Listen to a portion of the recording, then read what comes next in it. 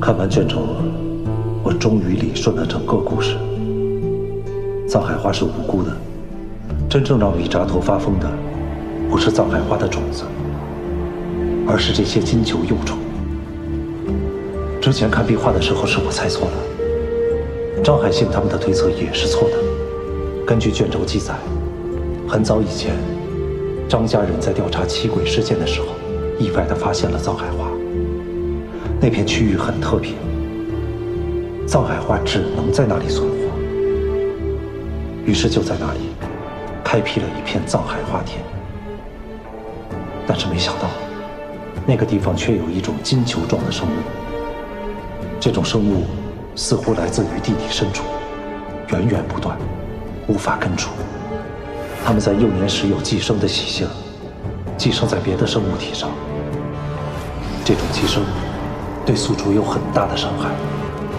除了藏海花外，其他被寄生的生物都会发生某种程度的变异，非常危险。卷轴里的很多信息，其实在壁画上都有所展示。密扎托和库木里遗迹中遗存的小蛇，之所以会发生变异，都是因为被金球幼体寄生所致。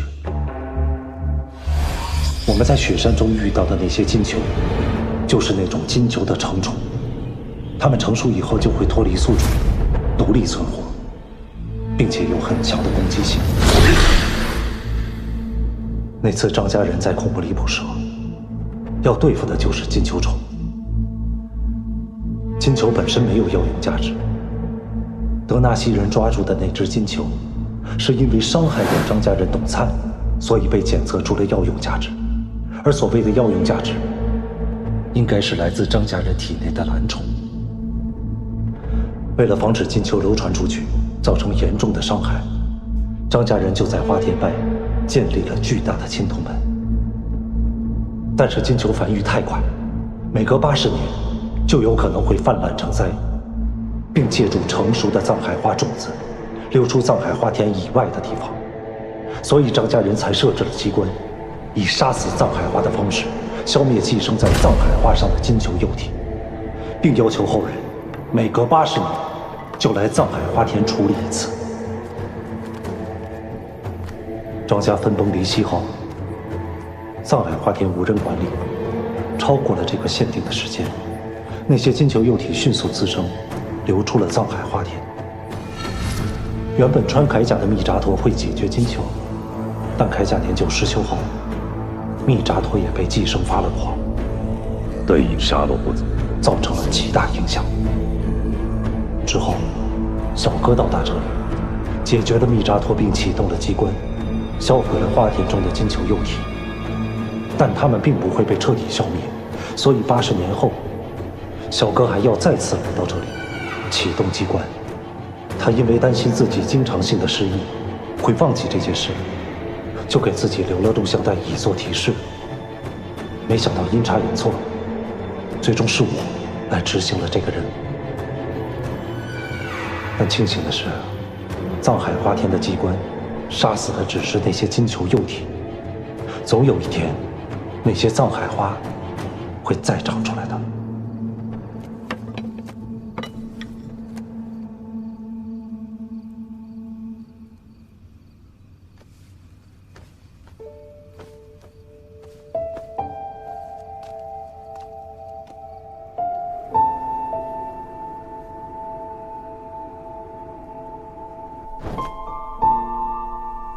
张家人一直在研究藏海花田的功用，发现藏海花一旦摘下，即会迅速枯萎，种子也灭活了。利用他炼制的药，只可保人不死，被封存起来。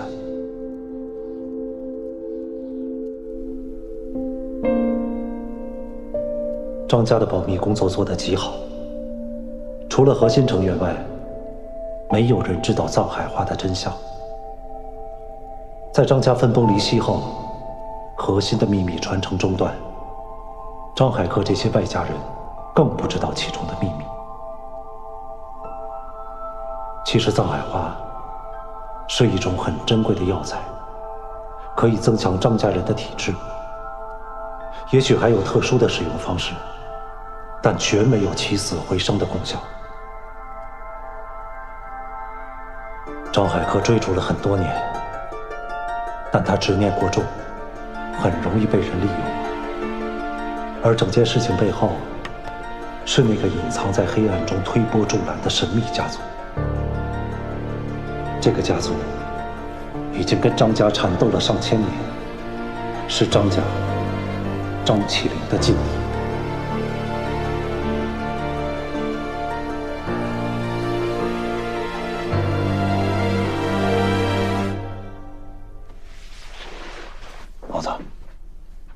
胖子，醒醒！吃早点了。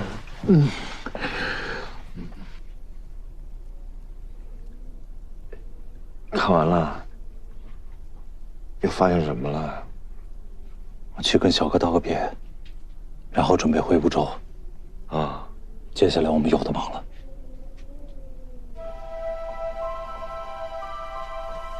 哎呦，小哥，你的这次任务，我跟胖子都替你办好了，放心吧。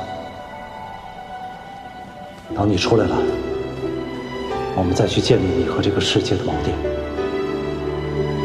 虽然到头来你自己是你自己的有缘人，但是经历了这次的事儿呢，我和天真，已经有资本成为你的有缘人了。我们是美美的为你长了一回脸呢。再等5年啊，你可要长命百岁啊！大吉大利！恭喜发财！到时候我们就能见到你小哥了。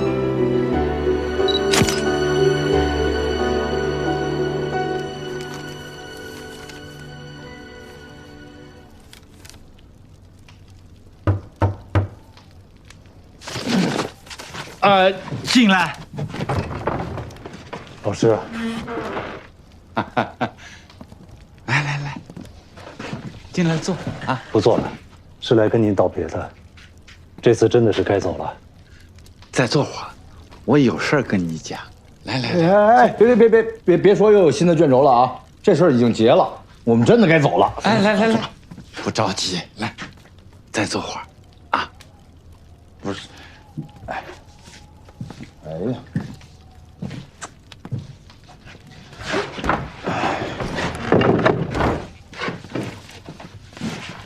哎，太磨叽了，哎，没熟呢，哎，往后有什么打算啊？有很重要的事情等着我们去做。我有一个小小的建议，请讲。留下来做德人吧，每个月工资3万，包吃住。现在张家也没有什么工作，非常轻松了。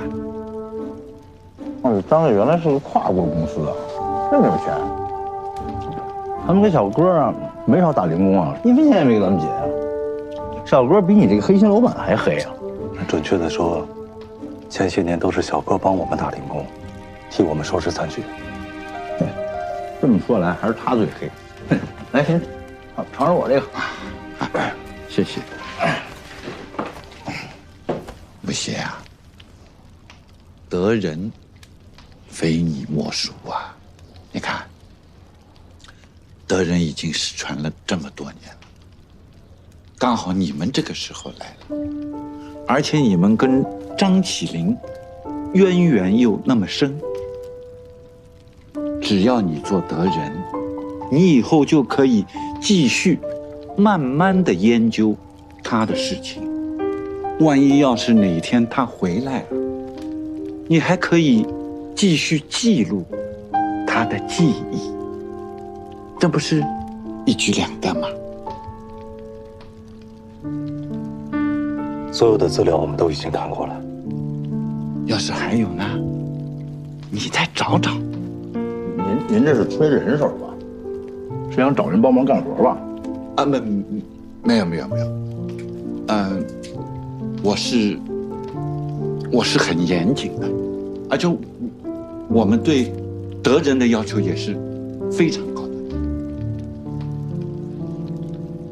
我写啊，你心性坚定，做事细致。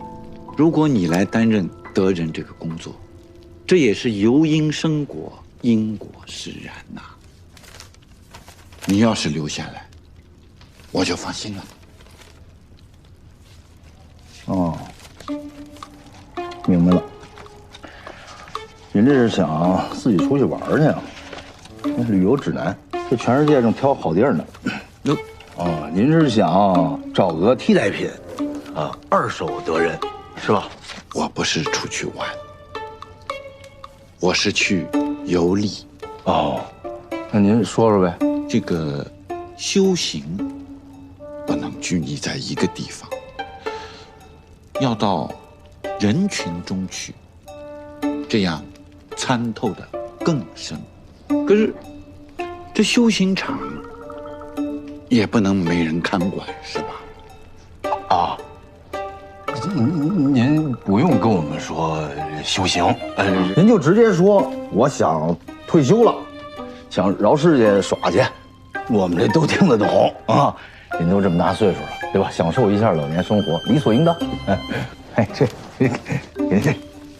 您说好了啊。3万是吧？3万也不少。然后那是一顿想加多少根火腿肠就能加多少根火腿肠。这德人能辞职吗？啊，那不行。德人是终身制的，做了以后就要终身守护，除非老死，或者有人接替也行。没人，干不了啊！给多少钱都干不了，没自由哪行啊？您得饶人处且饶人吧，别得人了。二位要是决意要走，离开我这个修行场，就回到了自己以前的生活中去了。世事如海，人呐，就像一粒沙子，一朝入海，就再也回不来了。二位再好好想想。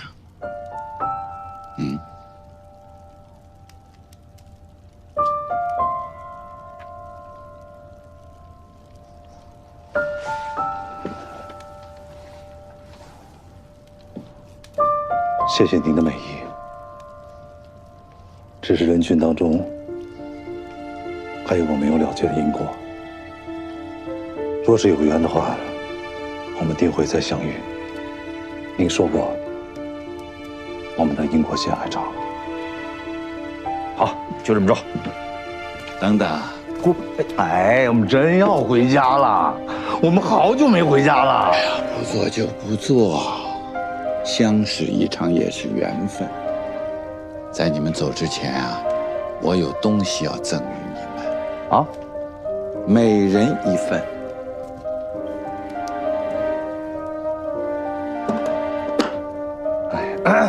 哎，您说您太讲究了，太客气了，这让人都不好意思了。别拿太多了啊，拿一个就行了。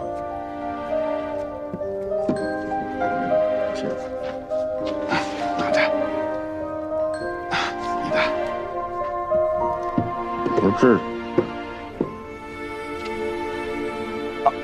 啊，越不起眼的东西，里边越有玄机。我跟你说，什么开运招财的小妙招啊，秘籍法宝啊。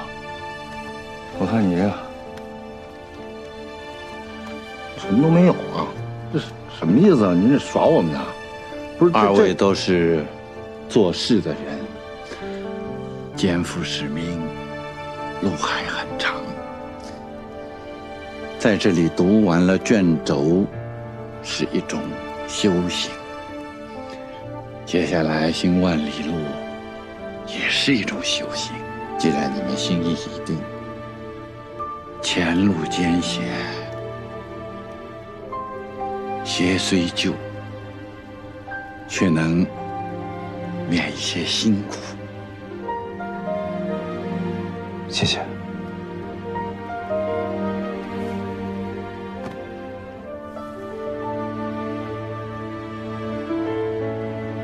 我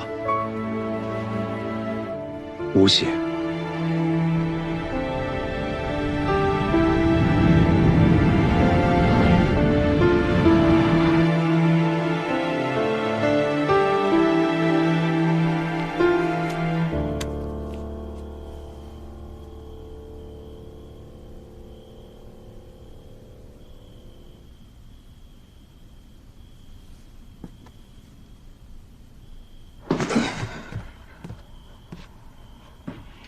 这是什么呀？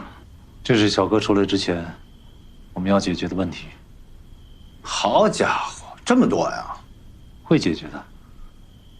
大姐的回信。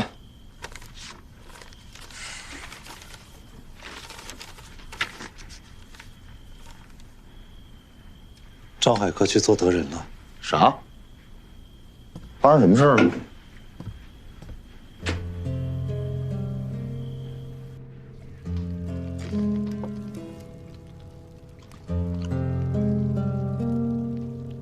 老师要出远门啊，贵客，还是先说说你的事吧。外面天冷，哎，喝杯热茶。我想留这里，为我之前做的事赎罪。不知道修行场收不收我这个罪人？罪人也要喝茶。嗯。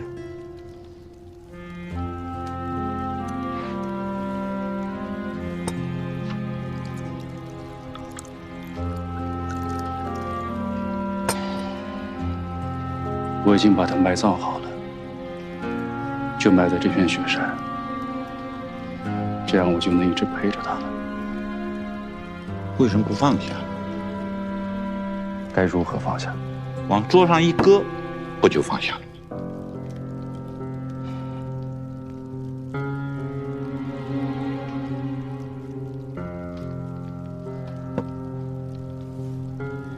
哎呀，现在的年轻人啊，不知道为什么想这么多，什么忏悔啦，什么执念。我忘了，你不是年轻人。不过我说啊，你这把年纪真是白活了。我明白了，老师的意思是，让我先不要考虑如何去赎罪，而是如何先放下执念。只有卸下了负累，才不会被过去所困扰，才能静心的修行。我给你找个活吧，你来做德人。像你这种一根筋的人，非常适合这个工作。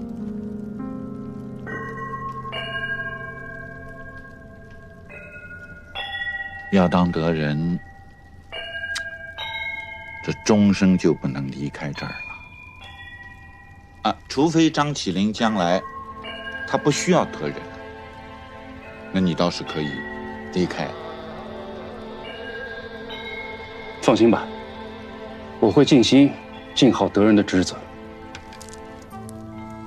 这串珠子啊，我打磨了很多年了，可是就是不能把它打磨得像其他珠子那样圆润无痕。后来我才知道，原来我选的这个原料是最难打磨的那种石头。我觉得这个样子也挺好。当然，万事只求尽力，不必苛求圆满。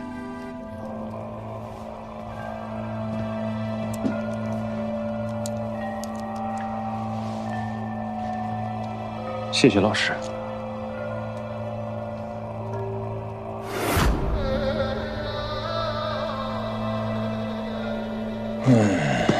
有一个人执着几十年，最后发现是个骗局。这不是悲剧是什么？所以现在特别能理解为什么他选择修行了。希望他早点找到内心的平静吧。这件事情还没有结束。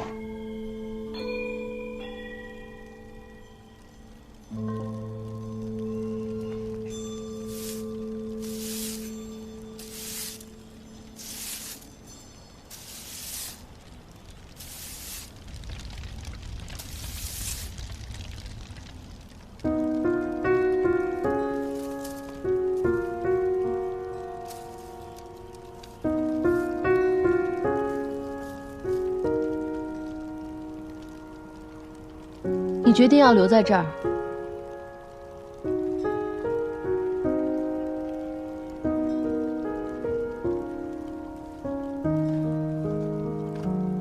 海信，吴邪的信我看了，我留在这里，不是逃避，是想要重新开始。你难道真要一辈子留在这儿，就连我也不管了吗？我不知道，修行者能看到因果，我看不到。我的想法太乱，这里安静，也许在这里待着，我能想明白。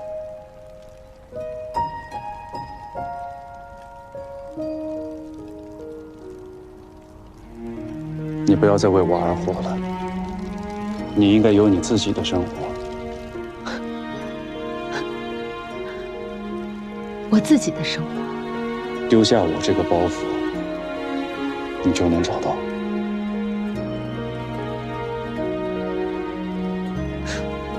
走吧，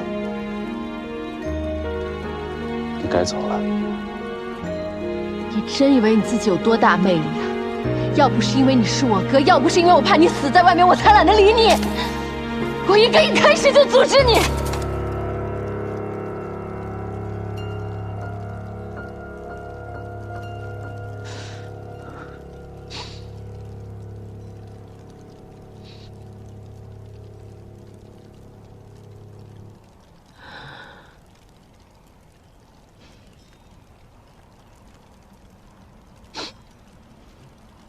不过说到底，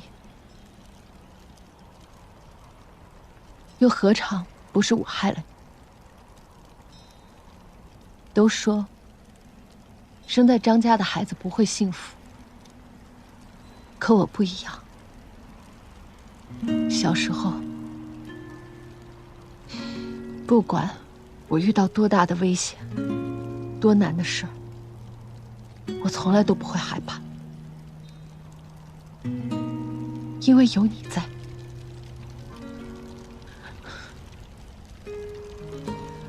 别人都羡慕我，所以那个时候我就在想，等我长大以后，我也要好好保护你，就像你保护我那样。可惜，我用错了方式。明明知道你错了，还陪你一错再错，是我的宽容害了你。韩星，我需要你的帮助。我要救他，我就必须做出选择。这是错的。我为张家付出了这么多年，难道就不能用一个藏海花换我的一生幸福吗？你变了。怎么变得跟张念一样？我们只是选择了不同的路而已，就像当时我们和族长选择了不同的路一样。现在我选择了这条路，你怎么选？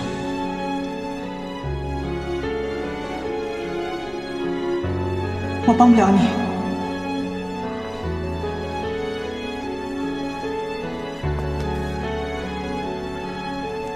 韩香。算个求你，我只需要你帮我这一次，就这一次，行吗？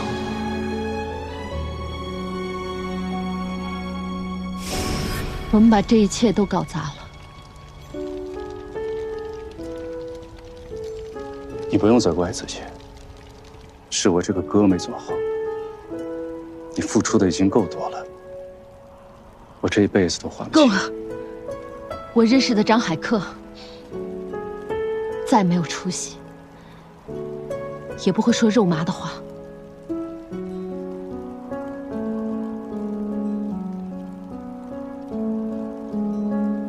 哥，我要走了，但这一次，我不是因为听你的话。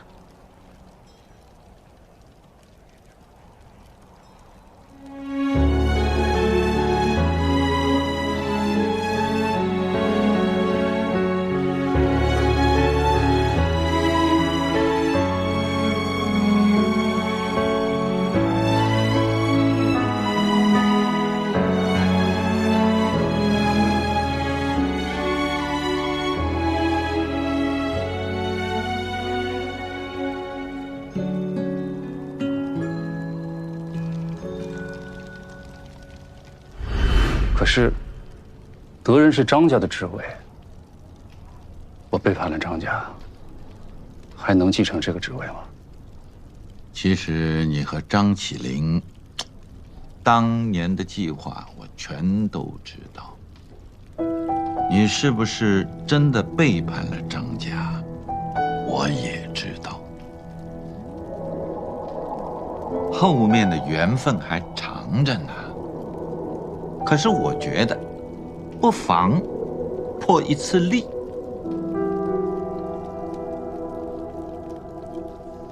之前我在基拉修行场的卷轴里边，就看到过关于汪家的信息。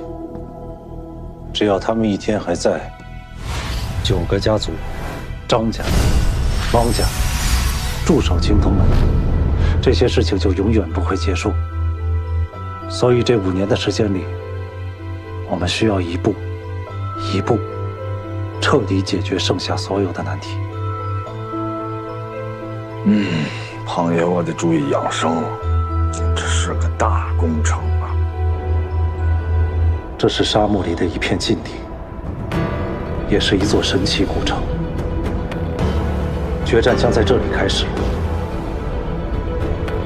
我知道会有很多人牺牲，但我还是决定赌上9个家族的未来，向几千年前就被设定的命局宣战。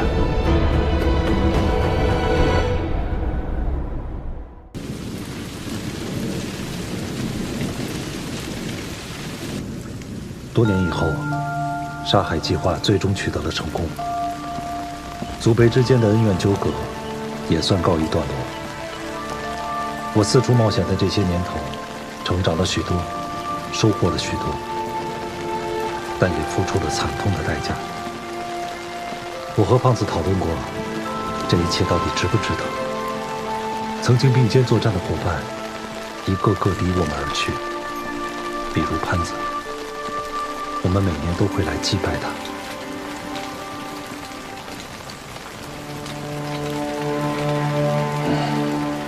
小胖，我们来看你来了啊！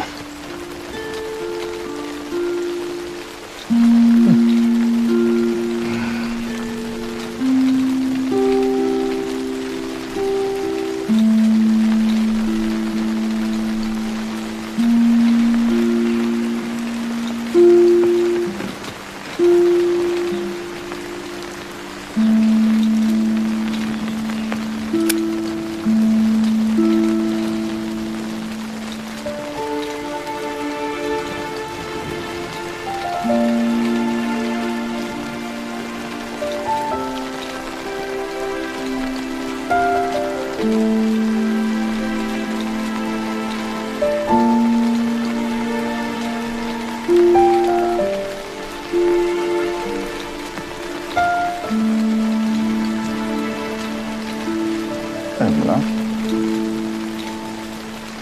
多了好多白头发。哼，岁数大了能没白头发吗？我这叫宝刀未老，都别矫情了，让潘子都看笑话。跟潘子再告个别，潘子，我们会高高兴兴的把小波接回来。走吧。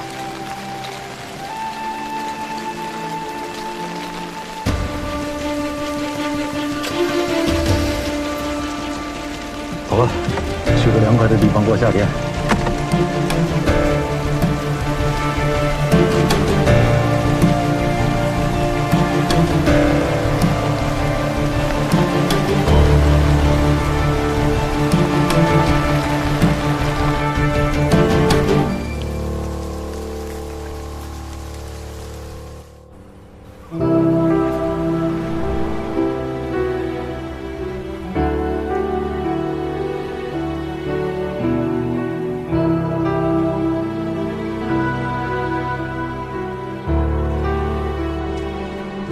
我尝试换位思考，如果我是小哥，知道10年之后会有人来找自己，会做什么准备？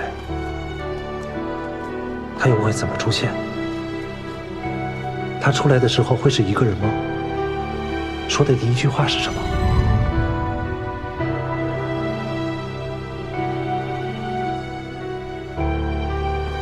我记得那座巨大的青铜门，镶嵌在岩壁之中，使之看不分明。手电的光芒照不出它的全貌，它似乎真的在那里。走进青铜门，那种让人窒息的光泽，在巨大的门体上，让人感觉远古之深。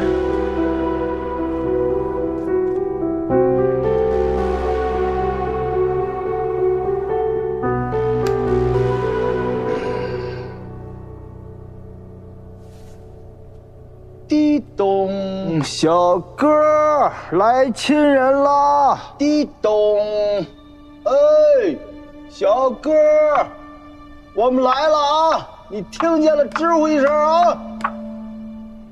门太后了，应该听不见吧？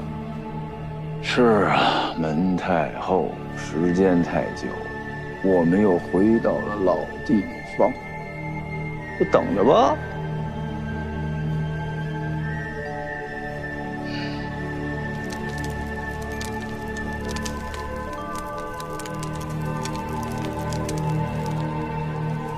退休养老，听着怎么那么美呀？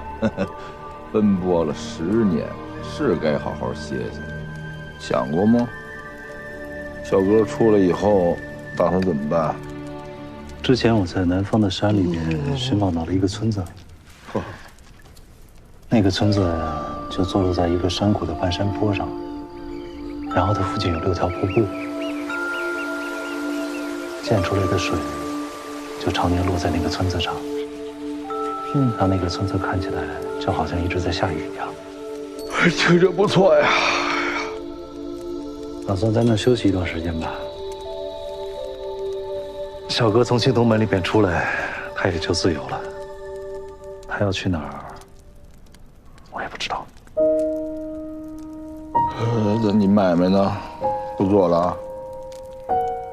交给小花，给小花了，我欠她的。是关还是继续，她说了算。这不给小花不给我啊？咱俩不是周眼兄弟啊？听我一句劝啊，该休息了。你考虑一下，跟我到那个村子里面一起养老。养老听上去还挺美的哈，只有真正的离开，才能真正的结束。没有真正有意思的故事。做一个没有过去和未来的人，和这个世界没有一点点的联系。够了吧？休息吧。哎呀，明天就是约定好的日子了。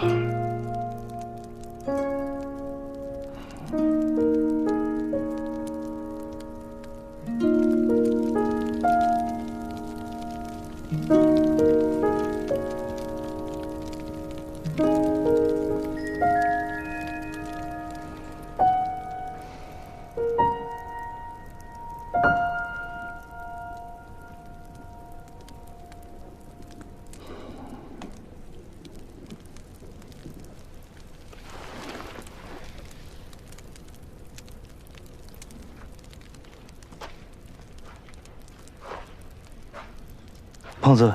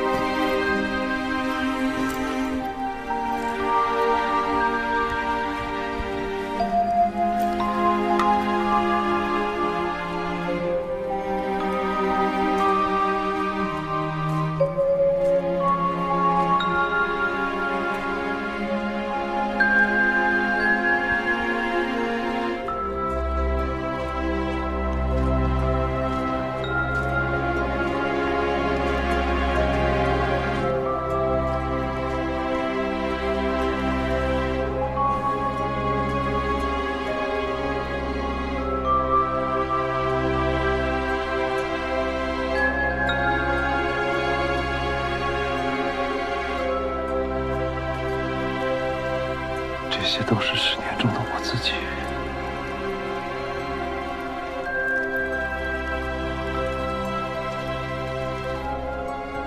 幻觉，都是幻觉，都是幻觉。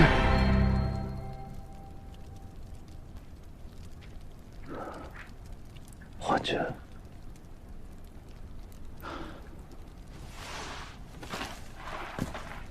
出来了，啊？没有，还没出来呢。把你吵醒了吧？你接着睡吧。哎呦，哎呀，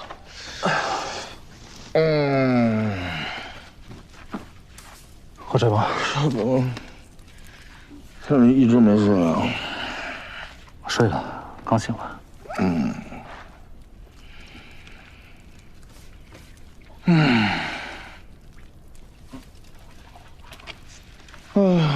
他怎么还不出来？胖子，我在想，他出来之后说的第一句话会是什么呢？你就别想了，到时候不就知道了。咱们胖爷我美妙的鼾声，不能催你入眠呀。听歌吧，好啊。手机里有什么歌啊？我专门给小哥下的，咱当兄弟的也有义务让他与时俱进，他都落后10年了。这歌我就怕小哥听见就被吓得缩回去了，换一首。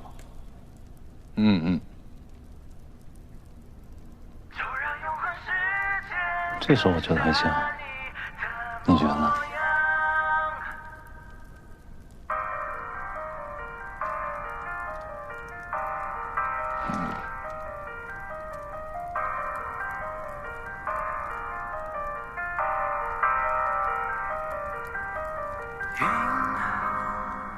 都停住，去翻看光阴写的书，那些字迹清晰又模糊，风在记录这段不知来处的路。渐渐消失的地平线在你脚下。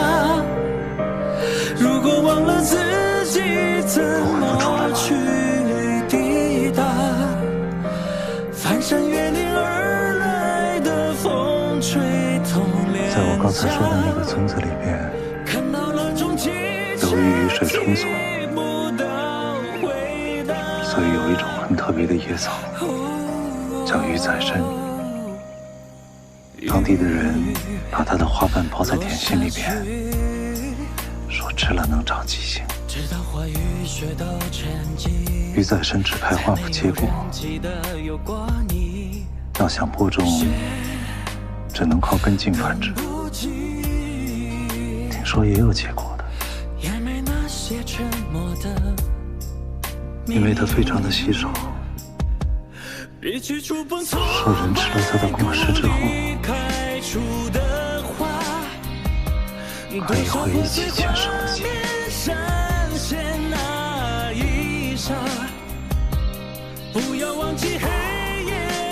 的只是传说。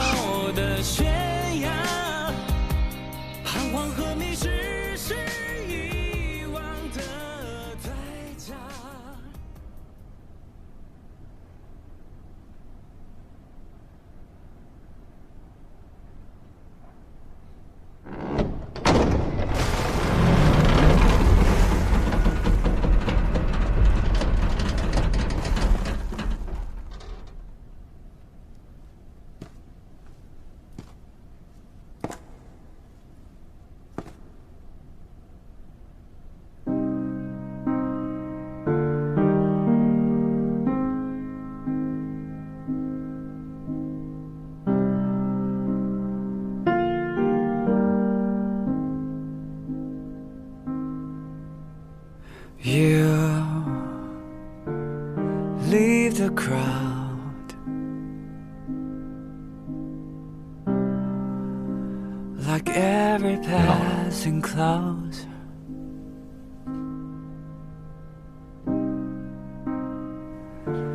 We lose ourselves. 天真。In our fate they want. 做梦呢。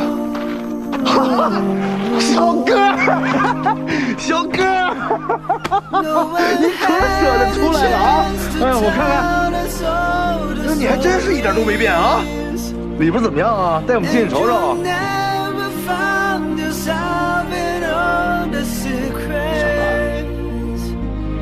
How can I breathe a maze? How can I read a trail letters? Like the morning dew was shining through the dark. 走吧。 Come back when it's 哦。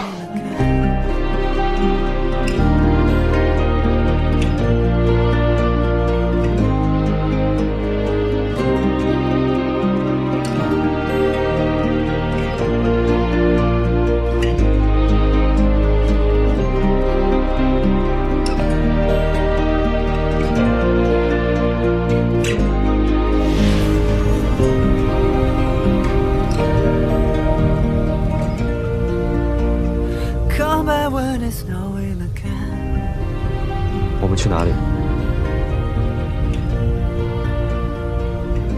回家。哎呀！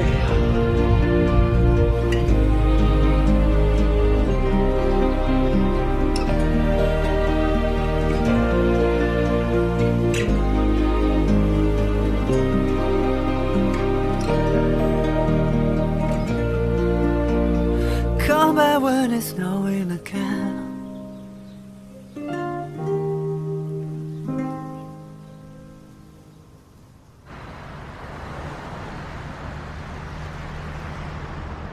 胖爷，欧神驹飞王子，诸葛飞龙，摸金校尉，红龙美洲狼，美人胖胖，4月18上的大白羊，白吃烤全羊，烤腰子大波浪，白白胖胖爆脖，爷们儿可是暴脾气，刀和枪都玩得倍儿溜，最擅长养猪，睡得跟猪似的。2位，胖爷我来雨村，可是享受养老的啊！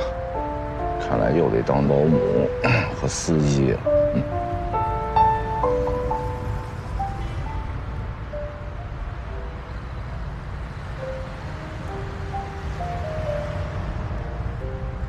在遥远的过去，我们的祖先靠着冒险与探索，一点点了解这个世界的边界，发现问题，学习知识，避免灾难，为后代积累了数不清的经验。可是现在，当我停下来，终于不再往前走时，我忽然想明白了一件事情：也许冒险的意义是为了回家。哎，这就是千年雨村啊！啊，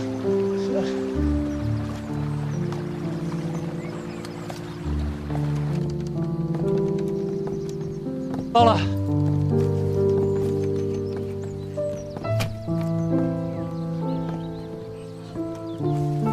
这是什么呀？啊！哎，这为什么呀？这就是我们向往的生活吗？哎呀，好多草啊！哎呀，简陋是简陋了点，不过没事，只要咱们仨在，无论在哪儿，这都是家。哎，来，我提一杯啊！这10年小哥不在咱身边，我和天真的真是眼瞅着就要山穷水尽了。没想到，哎，小哥就回来了。咱们铁三角重组又来到了雨村，来敬我们的新生活。这呀，归零是多可贵的事儿啊！强爽吧，咱们就，哎呀，高兴，真高兴啊！哎，桃李春风一杯酒，江湖夜雨10年灯啊！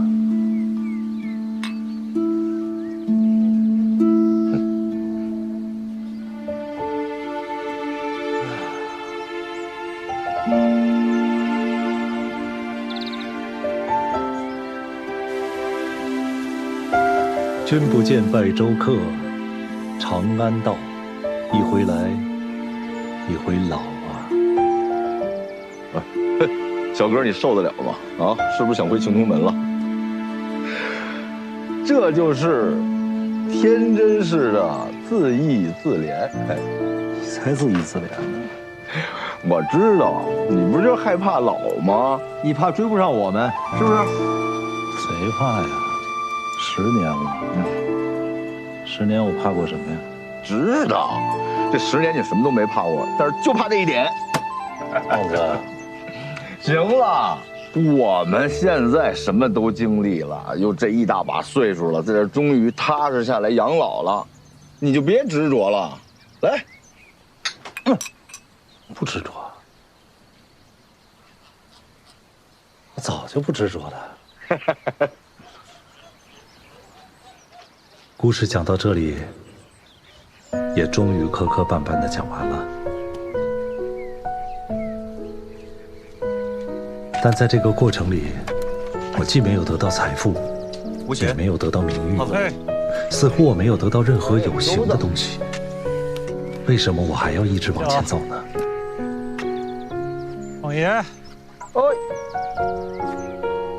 锄禾日当午，汗滴禾下土。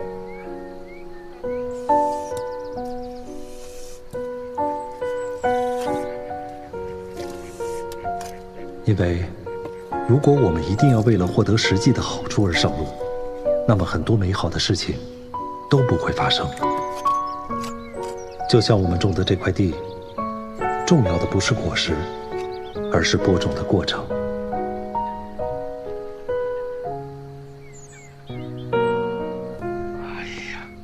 胖爷，我感受这几天哈，这真是个避世的好地方。哎呀，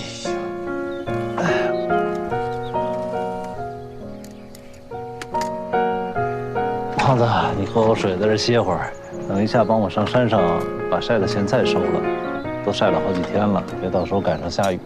不着急吧？去哪儿像下雨的样啊？那儿去不行，老刘到时候先吵。嗯。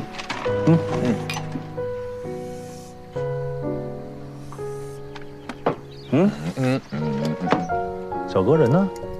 怎么好一阵没见着他？慌什么慌啊？人上山里玩去了，不行啊？哎呀，前2天他不是还弄了个受伤的野鸡回来吗？没养2天，就让那沈大姐给偷走了。已经习惯了他转身就走的日子了，我都条件反射了。你得习惯养老的慢生活。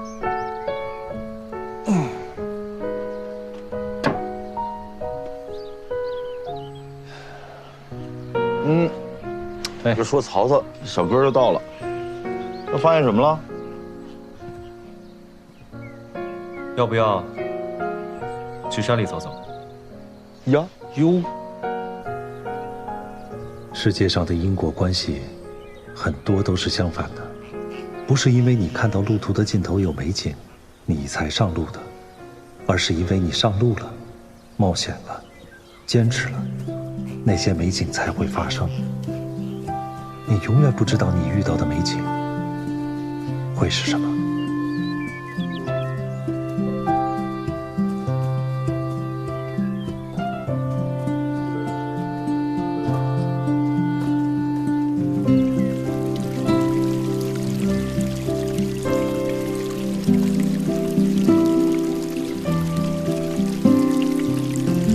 咱下半辈子改行当导游得了。我看你这业务能力可以啊，肯定不缺钱挣，是不是天真？你看这点头发，走吧。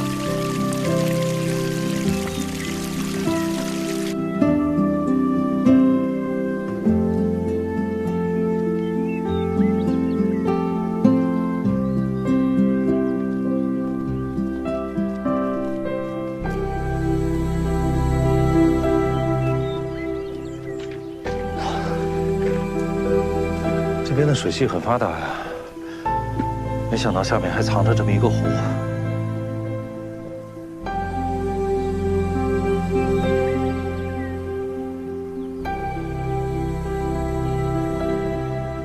哎，这是谁呀？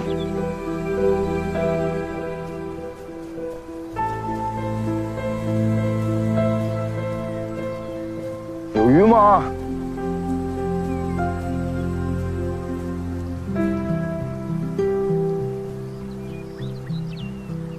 这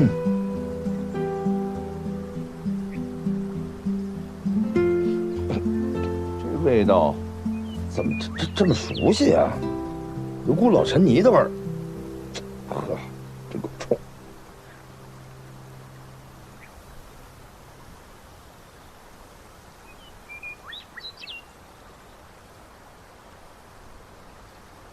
老伯，您用的饵料很特别，特意加了东西。您知道那条鱼喜欢吃什么，所以是专门为它准备的。饵料充足，用的鱼线又是最粗的，鱼钩都是炸弹钩。看来您要对付的是一个大家伙。看来你还要知道点啊！既然知道，你就别在这儿影响我钓鱼了。嘿，还赖上我们了，钓不上来。老爷子，老伯，但是我觉得您要等的那条大鱼，应该不会出现在这么狭窄的湖面上。而且就算它上钩了，您这个鱼竿也应付不了吧？你到底想说什么呀？您别生气，我们呢也住在这个附近，就是来山上玩，到这儿来看个热闹。我就是有点好奇，您为什么要在这里钓一条您明明知道都钓不起来的鱼呢？哎，鱼！哎呦，慢点，慢点！哟，来了，来了！慢点，往这边溜溜！哎，这溜！哎，我来吧，我来帮你，你让他帮你。来，我走。你小心啊！我操，这绷住了，够这儿。哎，你还挺来，慢点。没事。S 型上岸了啊！慢点，走。10分钟都熟了，10分钟才走。下半身，使劲，下半身。好家伙，好家伙！嘿，他上来了，来，你跟着，往那走，再慢住。哎呦，小，这都成精了，这都啊！哎呀，这太大了，老伯，刚才我那话您就当我没说啊。哎呀，这回可高兴了。这鱼确实不小，怎么了？难道说这条鱼不是您想要钓那条？啊，还有比这大的？这够吃了。好了，闻香味儿，来了，啊，这就不错吧？哎，来，今天身体健康，哎，心想事成啊！嘿，您跟我们唠唠呗。这什么鱼啊？你非得给它钓上来？头回听说这鱼啊，那还是20年前呢。我儿子呢，从小就跟着我，也喜欢钓鱼。钓遍了江河湖海，是什么新鲜钓上的。据说啊，他们在这儿看见那条从来没有见过的鱼。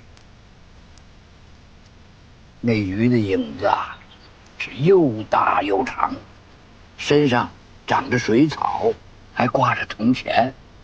你说神奇不神奇？哎，死水龙王。据古书记载，生长在这些封闭水源的大鱼，都有这个名号。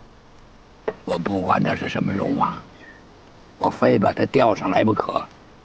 来，别吧，来，敬您啊，来，心想事成啊。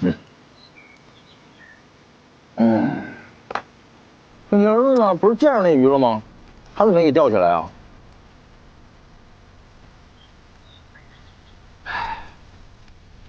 他和他的鱼友都被那条鱼给拖下了水，从此是尸骨全无啊！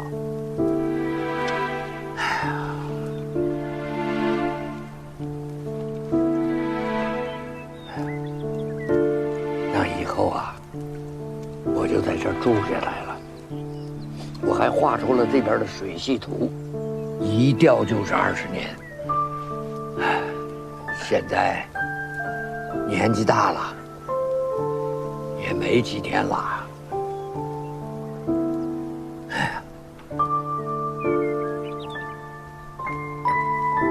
20年前，这里湿风大旱，水位骤降。那条鱼估计是在水里憋得喘不过气来，所以就冒了出来。这么说，不是干旱季节，根本钓不上来啊！我操！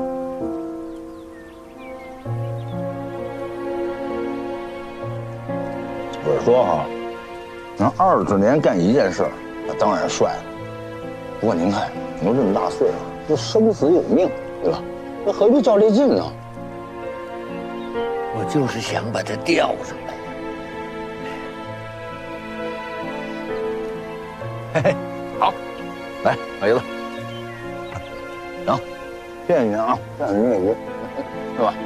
当下有鱼吃鱼，有酒喝酒啊，对吧？得享受现在。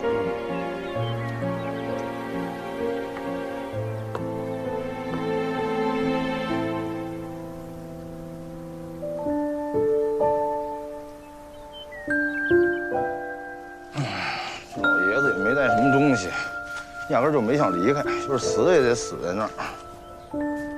他得了重病，活不长了。你早就看出来了。这人要死了，是想干点自己想干的事，可是何苦地呢？20年了，他比我执着，我们也许可以想办法帮帮他。帮他，帮得了吗？我们先开始帮忙，也许帮得了，也许帮不了，但不帮忙，什么结果都不会有。也许一直帮下去，在某一个节骨眼上，因为什么机缘，他就想通了呢？对，先帮了再说。回去后，我和胖子、小哥一拍即合，决定帮那个老人钓传说中的死水龙王。但在出发前，我们先决定给小哥好好过一个年。这也是我们3个人一起过的第一个新年，也是一次新的冒险。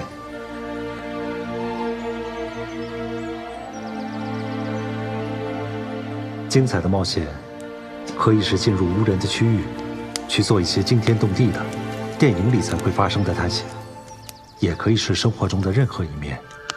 不信，你看看我们。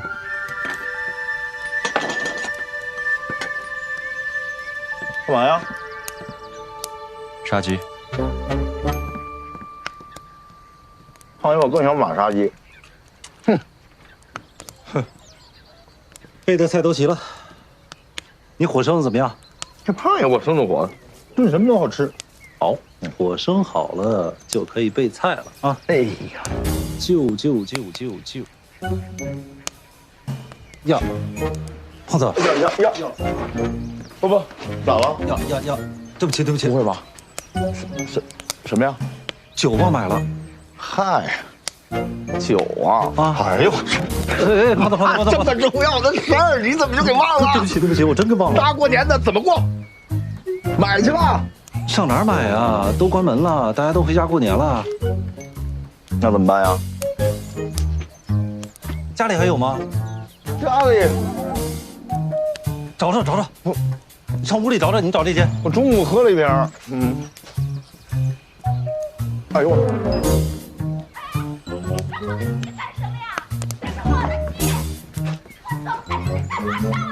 胖子，赶紧过去看看，大过年的别闹出什么不愉快来。该赔礼赔礼，该赔钱赔钱啊！我们在城里下个馆子都不用花钱，还在乎您只鸡啊？您含着谁呢？你是不在乎，可这鸡是我的呀！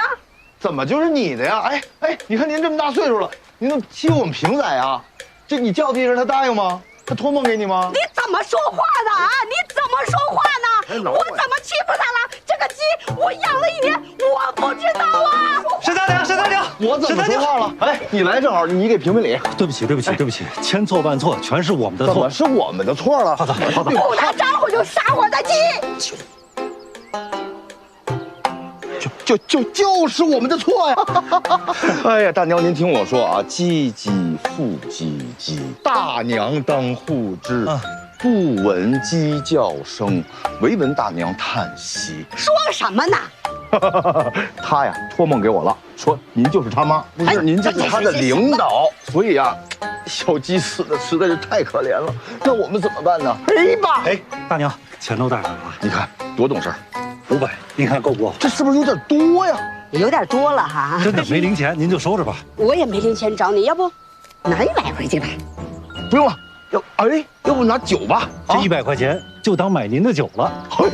太聪明了。买酒那也要不了这么多呀。我这还有点鸡蛋和腊肉啊，拿回去添个菜。嗨，哎呀，过年了嘛，大伙都乐呵啊！谢谢。大娘就是大娘，陈大娘，新年快乐！哎，快乐！恭喜发财！发财！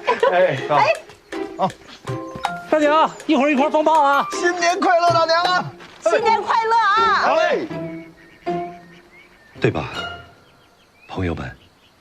生活何尝不是一次冒险？在生活中的人们，无论是顺境还是逆境，都是伟大的冒险家。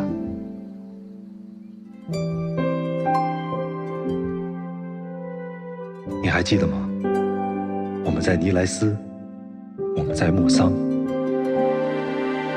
我们在隐沙洛，我们在雪山地下的那些冒险，你是否还能分得清哪些是你认为的英雄主义？是那些时候的我们，还是现在的我们？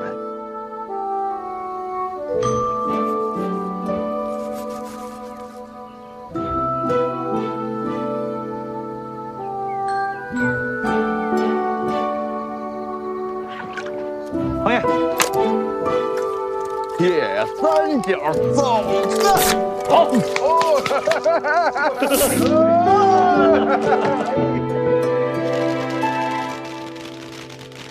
最后重新介绍一下，我的名字叫做吴邪，经营着一家叫做吴山居的古董铺子。我是老板，还有2个二老板，一个名字叫做王胖子，一个叫做张起灵。我们从冒险中归来，回归生活的冒险。你不要笑话我们，有时候给爸妈亲友做一桌子好菜，就是拯救世界了。